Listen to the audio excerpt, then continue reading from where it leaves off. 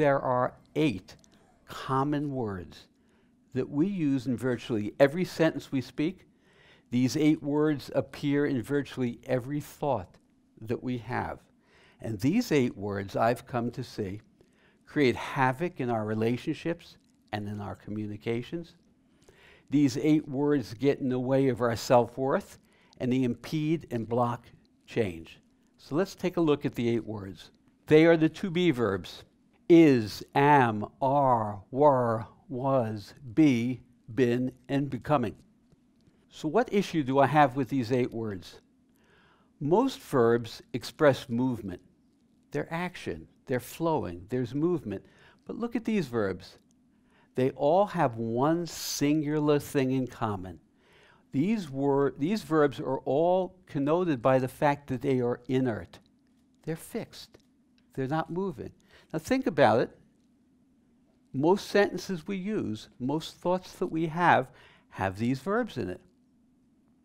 Now, if these verbs show no movement, and our thoughts and feelings are comprised of words, wouldn't it make sense that we would feel stuck? It does to me. So,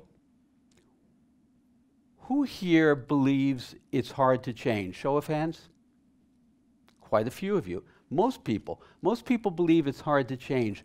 Well, it would be hard to change if our thoughts and perceptions and feelings are cemented in these to be verbs. Change wouldn't seem easy. Now let's take that sentence, it's hard to change. It is being the to be verb, it's hard to change. Take a moment and think about how you can say that sentence to yourself without a to be verb. It may feel awkward, but take a moment, work on it. By a show of hands, does anyone have an answer to that? Just a few of you. It's so hard to say it without a to be verb. It shows us how our thinking is cemented. So by the way, what it might sound like is, I find it hard to change. Change doesn't come easily for me. See, what I'm doing now is I am making subjective statements rather than objective statements. If we want to seek possibility in our lives, we need to access subjective statements, perceptions, attitudes through our own experience. We can't do it that way. Now, change does not need to be hard, but conceptually, if we stay stuck in these verbs, it's going to be very hard for us. Think about a sentence like, I'm a loser, or I'm an underachiever. Look at the am in those sentences. We get rooted, we become victims of self-esteem issues when our thoughts are rooted in to be verbs. Now, how do we say that without the am? I feel like a loser. What's the difference? It's a vast difference. We can then explore, why do I feel that way? How long have I felt that way? What caused me to feel that way? And most importantly, what would be necessary for me to feel differently? Now, in my work, I have seen that when we have a self-esteem issue, some part of ourselves that doesn't feel good enough, it's rooted in the to be verb. So, next exercise, take a moment and think about a core limiting belief you have about yourself. Have you got it? Is there a to be verb in that statement? Certainly.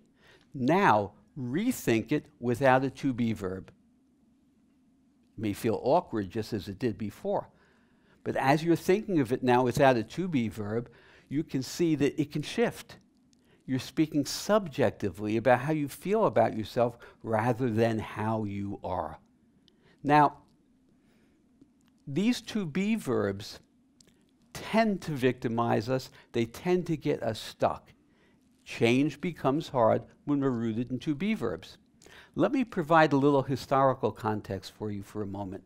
I can't take credit for having imagined how removing to be verbs can benefit us. It came to me when I was reading a book called Science and Sanity, written in 1933 by Alfred Korzybski. He first proposed removing to be verbs. Now why? Well, in 1933, the author was very taken with what was happening in the world of quantum physics. Quantum physics was describing a reality altogether different than what we presumed it to be. So we have been operating on a 17th century worldview given to us by Sir Isaac Newton and René Descartes. Simply put, Newton suggested that reality looked like a giant machine. It's called a machine-like or a mechanistic universe, comprised of separate and distinct parts, disconnected from one another. Now, from those separate parts, we could come to a place of objectivity and a place of inertness. The problem was that in 1933, quantum physics was revealing that reality looked nothing like what Newton had described. Reality did not appear inert, fixed, as the to-be verbs describe. Reality presented itself as an inexorable, flowing, reality-making, possibility-laden universe where everything existed in a pure state of possibility.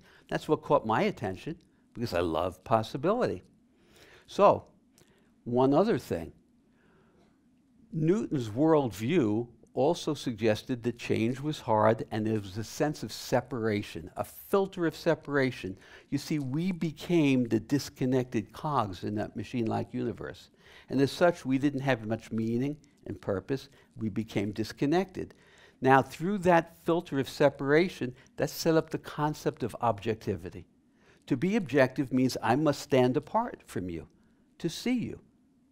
Now, that concept gets blown apart again by quantum physics.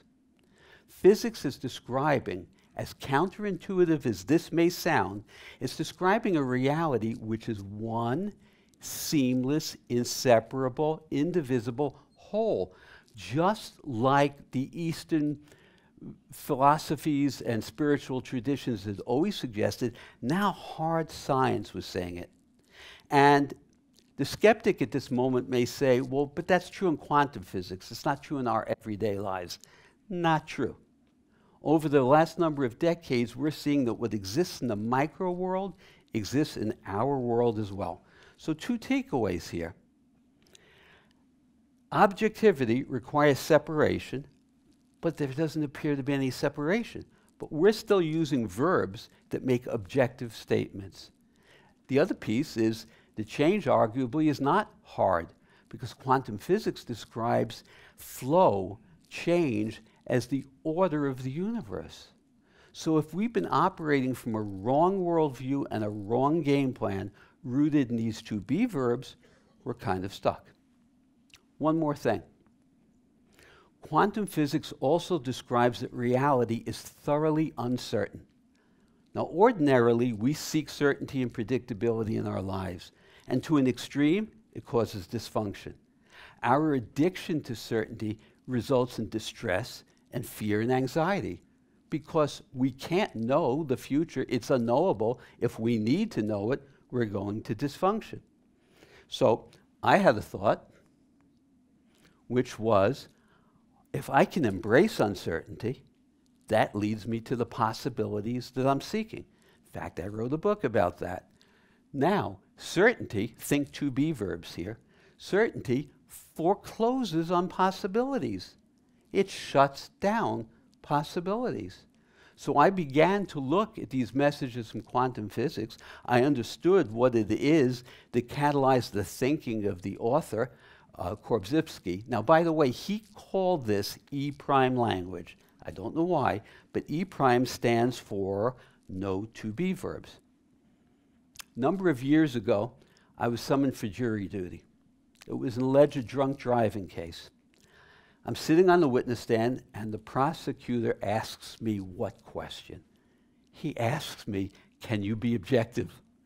Well, I said, that's the wrong person to ask that question of. So I gave him a brief recitation about why I couldn't be. Now the judge peers down at me, and he says to me, well, what question should we ask you? I said, Judge, let me ask you a question first. Do you have beliefs? He thought I was out of my mind. He said, of course I have beliefs. I said, well, a belief is a bias. We're human beings. We are not objective cogs in Newton's machine. I said to him, so what you should ask is, can I be in touch with my bias and still feel I can do a fair job? He dismissed me and asked for a copy of the book.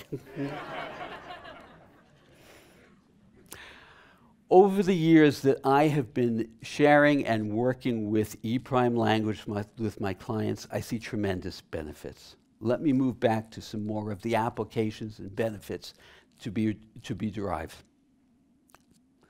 The to-be verbs can keep us stuck in a state of victimhood, as I started to reference earlier. I was working with a middle-aged woman whose core belief was, I am stupid. No matter how much I tried to penetrate that belief, I wasn't successful. So I asked her, how did you come to believe you're stupid? Now notice what I did. I used the word believe. I took her fact, I am stupid, and I pivoted and I made it a belief. How did you come to believe it? So she shares that her father, when she was a little girl, would often say to her, you're so stupid. And she said, and my grades in school were poor. So that confirmed it. I said, so imagine if your father never said you were stupid, or you had a different dad. Might you have done better in school? Begrudgingly, she says, I guess so. I said, so is it possible that you're not stupid, but you feel stupid? And what would be required for you not to feel stupid? The shift was underway. Nowhere do I see as great an advantage to E-prime, no to-be verbs, as I do in relationships.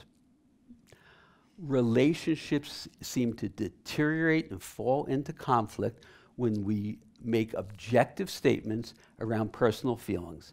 Personal feelings should be shared as personal feelings, not as objective truths. What happens to you when someone says to you, you're wrong, you are wrong? It's the end of the conversation. You're not listening, maybe you're preparing your rebuttal, your blood pressure is up. Now, in E-prime language, how would we say you're wrong? It might sound like, I'm having trouble following your point. I can't understand your position. Help me understand. It's an inviting in of one another's experiences. I was working with a couple quite a number of years ago, and I recall the moment when she said to her husband, you are so selfish. I could feel the air thicken. I knew what was coming. It was his fierce rebuttal.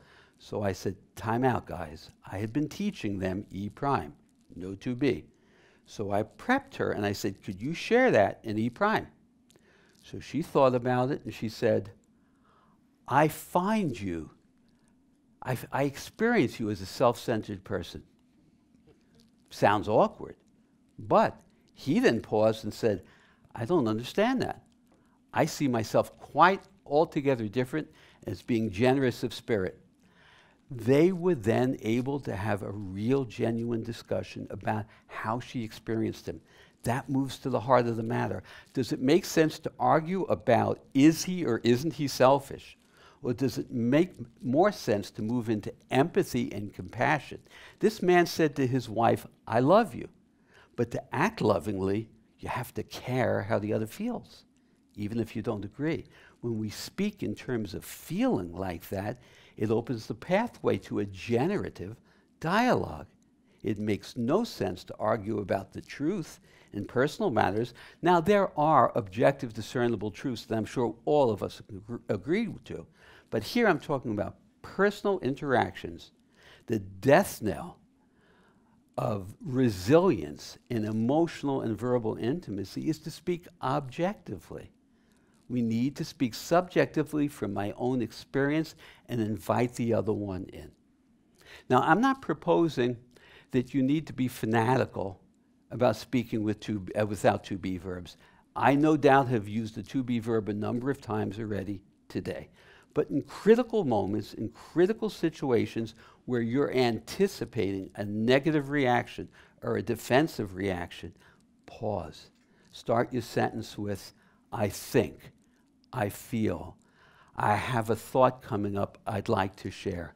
You see, thoughts and feelings can't be told as wrong. They're perceptive. They're not actualities. When we shift into E-prime language, we get to invite in those possibilities that I spoke of earlier. We're no longer fixed and stuck and inert. In fact, I'm fond of saying we don't even have to be human beings anymore because a being is stuck. We can become human becomings. We can start to join in that inexorable flow of the universe that quantum physics describes when we let go of the to-be verbs. That's exciting, it's full of wonder, and every moment is alive and full of possibilities. Thank you.